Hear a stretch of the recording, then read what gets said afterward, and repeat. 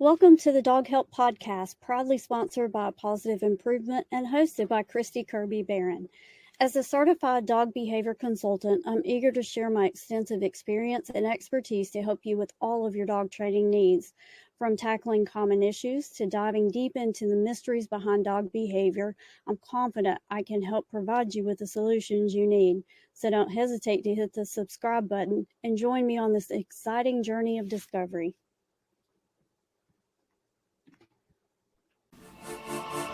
Hello friends and welcome back. Life has been so busy lately. I've been judging AKC scent work competitions, which is as thrilling as it sounds, and it mimics drug dog work, drug dog, bomb dog detection, sniffing type activities.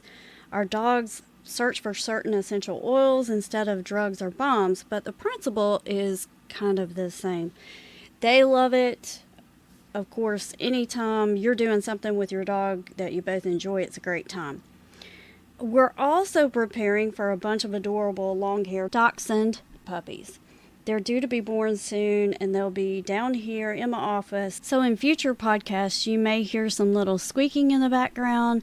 I really can't wait for those babies to get here, and I promise there will be baby pictures and videos. They really will be coming to YouTube soon. And also, I have a pup cam, so I plan to capture some cute moments just to brighten your day and just to put a smile on your face. And I have to tell you, though, one other thing.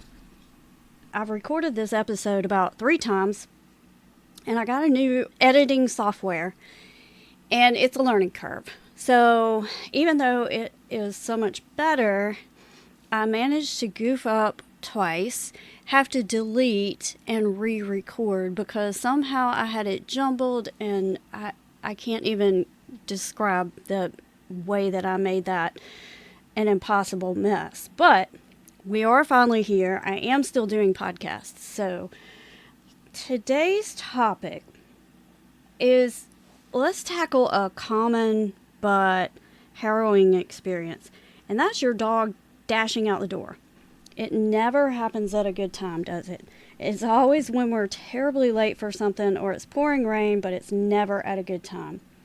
Whether your dog is heading towards danger or you're frantically calling their name in a situation, we all like to avoid that. So that's what we're going to talk about today.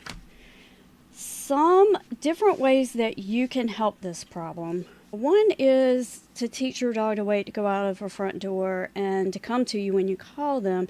Those skills are absolutely invaluable, but there are other things too that can help a great deal. Knowing why dogs are escaping is the key to understanding their motives, and that's our first step in changing the behavior. So have you ever been told you can't do something? Like you've been told you can't have something, that makes you want it even more, doesn't it? It becomes the proverbial forbidden fruit. It's like going on a diet and craving all the stuff you don't usually eat because it's on the list of things you can't have. Like, I don't like dark chocolate, but I promise you, if I'm trying to cut out sweets and I see a piece of dark chocolate, I just start craving it. Ordinarily, I look at that and I'm like, ew. But when it becomes a forbidden fruit, I would definitely eat that chocolate. And for our dogs, the urge to explore beyond the door is akin to a forbidden fruit. They see you come and go through the door, they see other people or animals there through a window or a fence, but they're prevented from going out there. And that causes the whole front yard area to be basically a forbidden fruit or forbidden zone. So they start looking for ways to escape so they can go explore. To counter this, it's absolutely vital that we consider our dog's natural instincts and incorporate them into a routine that safely allows them to act on those instincts in a way more safe and controlled manner. What I mean is, dogs need time to just be a dog out there without it being such a huge deal. Often we only allow the dogs out in the front yard when they're being put in a car to go somewhere, or we go out the front door into the front yard as a transition place to a longer walk. But your front yard can be a destination. Maybe that could be the dog version of a staycation. But anyway, dogs actually can do a lot in the front yard without having to go on longer walks, and they still find that enriching. If you have a dog that's been restricted from physical exercise, for example, sometimes allowing them to just hang out in the front yard or a side yard is fabulous for them. That allows them calm, controlled explorations, and it can translate those areas from a forbidden zone to just another familiar place. So it's kind of like your house. They just sort of follow you from room to room, and it's no big deal because it's just a familiar place, and the front yard can be an extension of that. If they're not trying so hard to come up with ways to find opportunities to escape, then the problem just sort of diffuses somewhat. When I say let them out there, I am absolutely not telling you to let them out with no collar, no leash. That's absolutely not safe. So taking them out needs to be controlled, but having them out there can be very important. Sniffing, foraging for treats, licking, chewing, these are all self-soothing things that dogs do. It's just part of their natural instincts. So think about the toddler with a thumb in the mouth. These are things dogs do that are calming and soothing. And if you give the dogs an opportunity to go out in the front yard and do what dogs tend to do, I call it dogging, it's just part of being a dog. And if you let them do those kinds of things in the front yard, then it greatly reduces their impulse to just bolt out that door to get there. And I can't stress this enough. Safety. I always worry when I give advice that someone will forget to take things into account, think things through before trying them. There are exceptions sometimes, or things have to be changed in order for everyone to be safe. And that means before you decide to try this advice and take your dog to the front yard, you need a plan. You need to plan it out and think it through before you just start. You need to decide what type of collar or harness and leash you plan to use, especially with a wide variety of dog breeds and their unique needs. For instance, brachiocephalic dogs, those are the ones with the little smushed in faces like pugs, shih tzus, bulldogs. They generally should wear a harness to avoid respiratory issues. Vets will tell you that. They can have a predisposition or they're predisposed to have breathing issues. And they generally say don't put things around their neck that's going to make them choke or restrict their breathing in any way. So big dogs are a little harder to control on harness, and sometimes that can allow them to just jerk you around. That's not safe either. Leashes matter.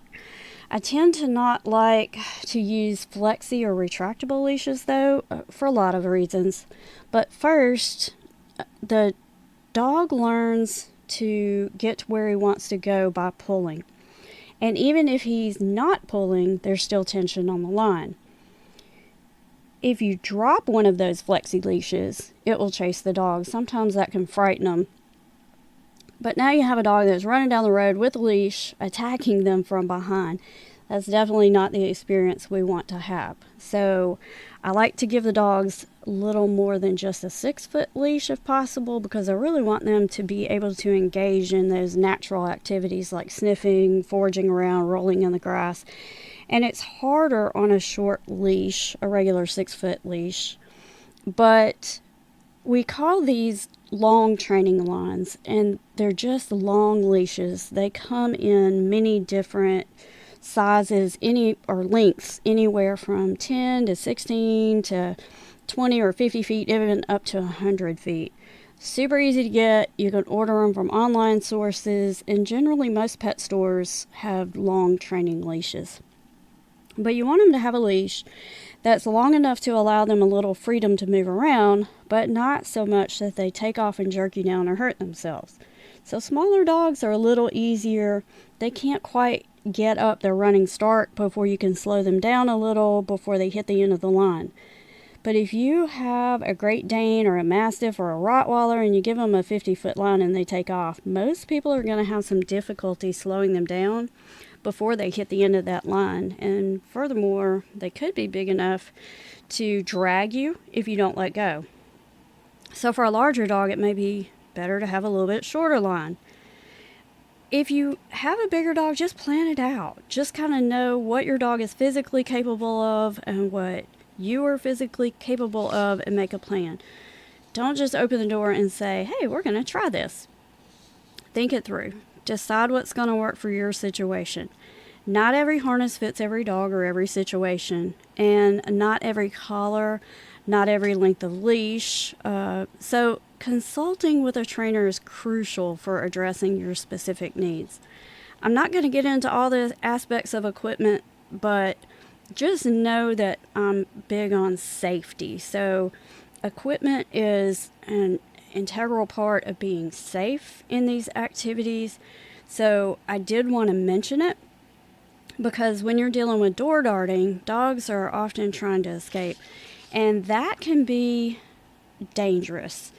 In my mind, think about the racetracks where you see the cars and they're doing burnouts and they're getting up to the start line and the light turns green, like they're just on go, the engine's rev, light turns green, and they take off and they fly.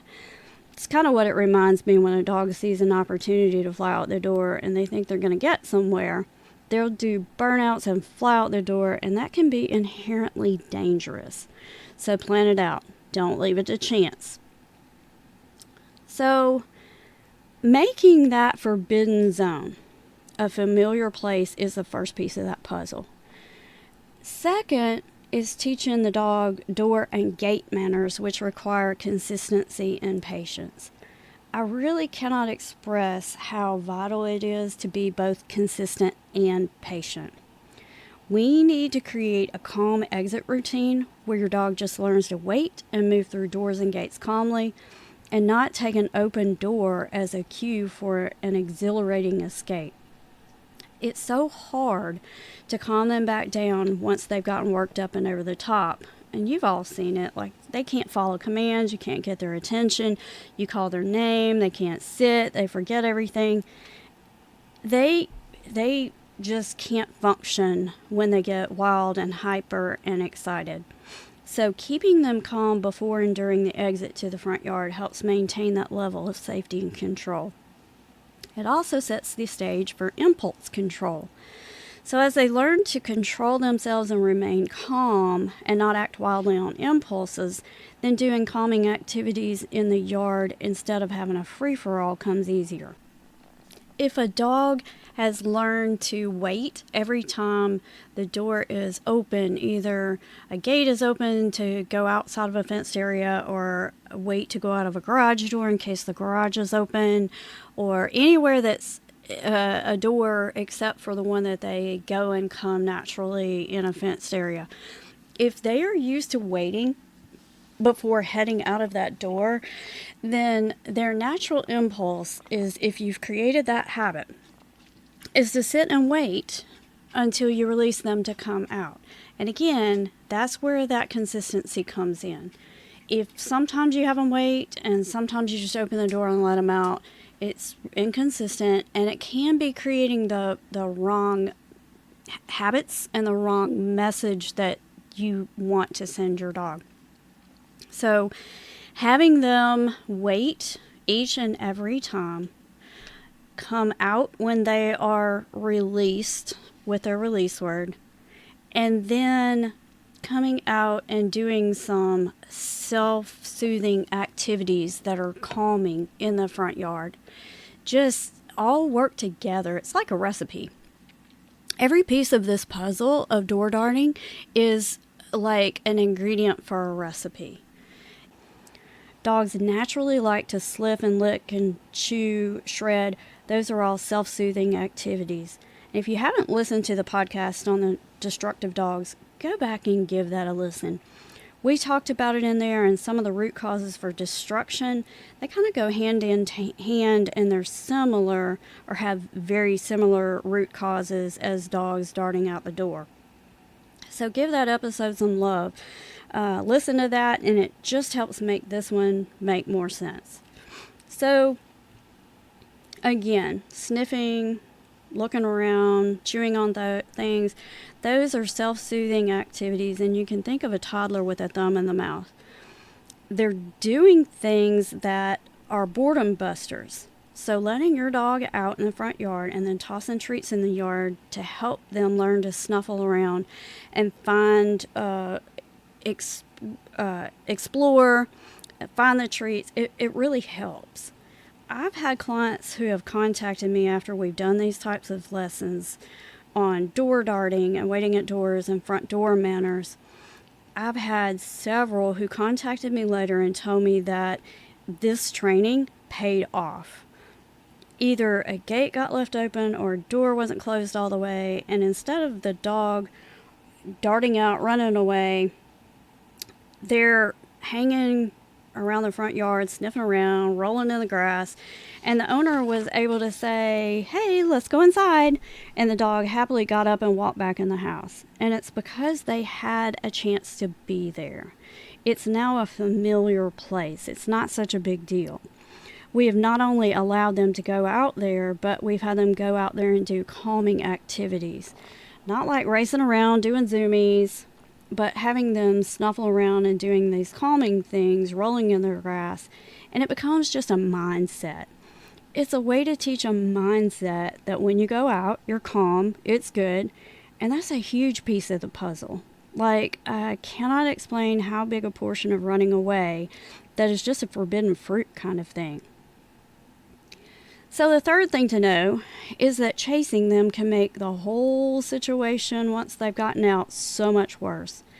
Not only have they escaped, but you chasing after them is now adding more speed, more intensity, more emotional chaos, basically just adding fuel to the fire. It's better to run away from them and have them chase you back to the house, but sometimes they are so intent on ignoring you and doing what they want that they don't notice you're running away from them. Luring them back with something they love, like a car ride or a treat or anything they know to be fun, can be an option. But again, once they're loose having a grand time, it's really hard to get them to focus on anything you say. So having a reliable come when called command is invaluable in these situations, and it's often the reason why people want to teach their dog to come when called in the first place. They've experienced something where they wanted the dog to come and they're calling the dog's name, they're saying come, the dog doesn't come. That's when they often reach out and say, "I need my dog to come to me when I call them." We all know that not coming when called is such a dangerous thing. And if your dog doesn't come when called and they don't listen when you're trying to get them to lure them back to the house or run away from them, that's when we start chasing them. And we know it's making it worse, but what other choice do we have? So it's very important at this point to have planned for this type of issue. There's an old saying that if you're not planning for success, then you are planning for failure. And that's kind of what's going to happen here. If you do not teach your dog to come when called before you need them to come when called in this situation, you're planning for failure. You're going to be lucky if it works out for you in a way that does not include chasing and begging the dog to come back. When we're teaching this in class, and I'm trying to help people work through this, one of the hardest stages is to teach the dog to come in the presence of distractions. And that's also why what you learn in class doesn't easily translate to having your dog come to you when they get loose. Because in class, it's on leash, it's controlled, and when they get loose, it's uncontrolled. So you need to prepare for this. Don't just do a little bit on a 6-foot leash and think, okay, my dog comes to me. No, you've absolutely got to overcome all these distractions, and you need to work at it until you can. Taking away that forbidden zone, that forbidden fruit, and all the allure of that is so important. It's like a sky-high level distraction, and your dog really has a difficult time leaving such a valuable opportunity, especially when you're going to turn around and make them come back inside. And they're going to lose all that freedom, so they don't want to do it. And if you think about it, in some ways you really can't blame them. So making the yard more familiar and less enticing, make it an area to relax in, is going to significantly increase your dog's ability to focus on you and to come when you call them when they're out there. It's something you need to practice for, though.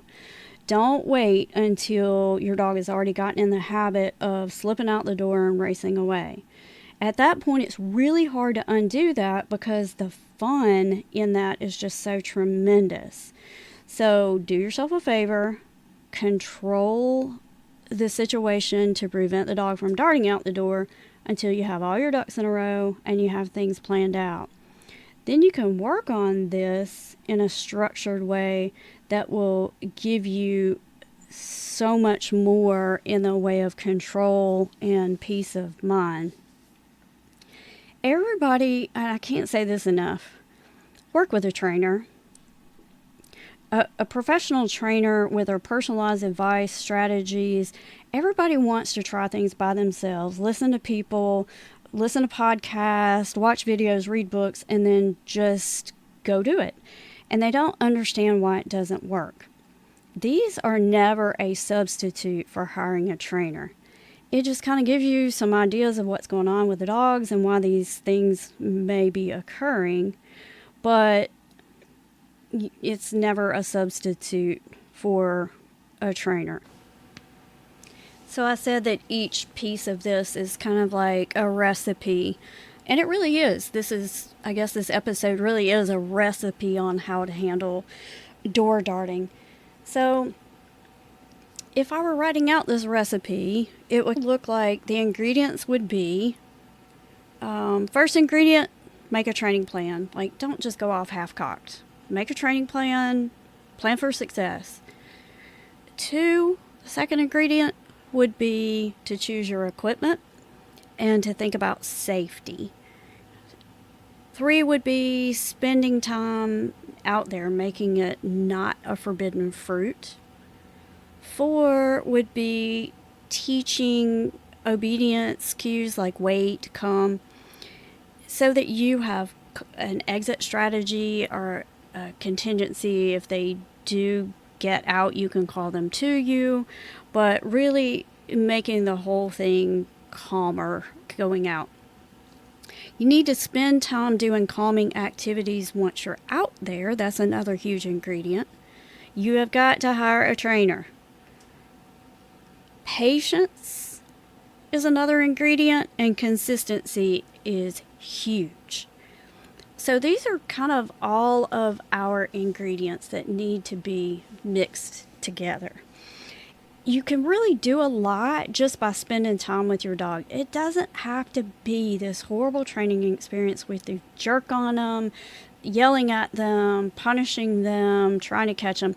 It literally can be just spending time with your dog doing relaxing activities in the front yard that will help it go a long ways toward not darting out the door and running down the street, and the ability to get them to just come back inside easily if they do get out.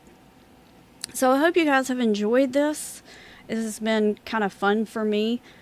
People always want to have a command to make the dog stop doing something without realizing that for most things, you have to deal with the environment too. It's not just come when called is going to fix the problem. Wait is going to fix the problem.